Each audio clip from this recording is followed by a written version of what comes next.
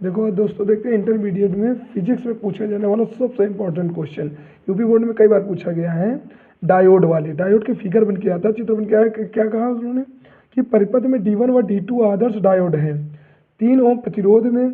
प्रवाहित धारा का मान ज्ञात करना होता है। तो इसमें होता क्या, आपको इससे पहले सेशन में पहली क्लास में आपको बता चुके थे बेटा कि जिसका भी मान पश्च अभिनत, कैसा बेटा, पश्च अभिनत, अगर आपका मान कैसा हो बेटा, पश्च अभिनत हो, और कौन सा पश्च अभिनत है, कौन सा D1 डायोड,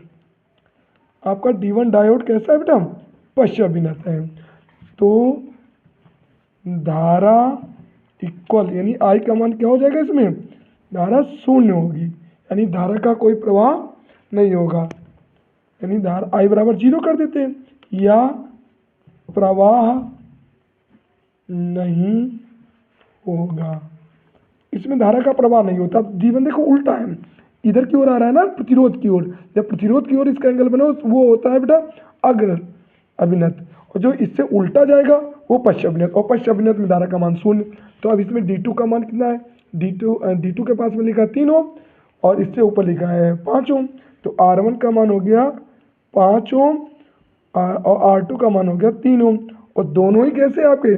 श्रेणी क्रम के अंतर्गत आते हैं। तो श्रेणी क्रम में आपको मालूम क्या होता है, श्रेणी क्रम में R बराबर होता है R1 प्लस R2, यानी हमने अगर जोड़ दिया तो 5 और 3 मिलकर कितना हो गया बेटा, 8 ओम, 5 और 3 मिलकर 8 ओम हो गया। अब पूछा किसका क्या मान, पूछा I का गया, अब I बराबर क्या हो जाएगा, I बराबर V/R, V का मान कितना है 12, और R का मान कितना था आपका 8। अब इस तरीके से अगर भाग दे देंगे तो 8 एकम 8 और 4 और 8 पंचे कितना हो गया 40, तो आपका आंसर कितना आ गया इस तरीके से 1.5 एम्पियर।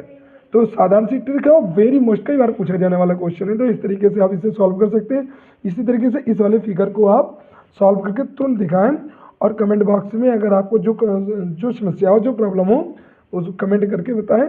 थैंक्स।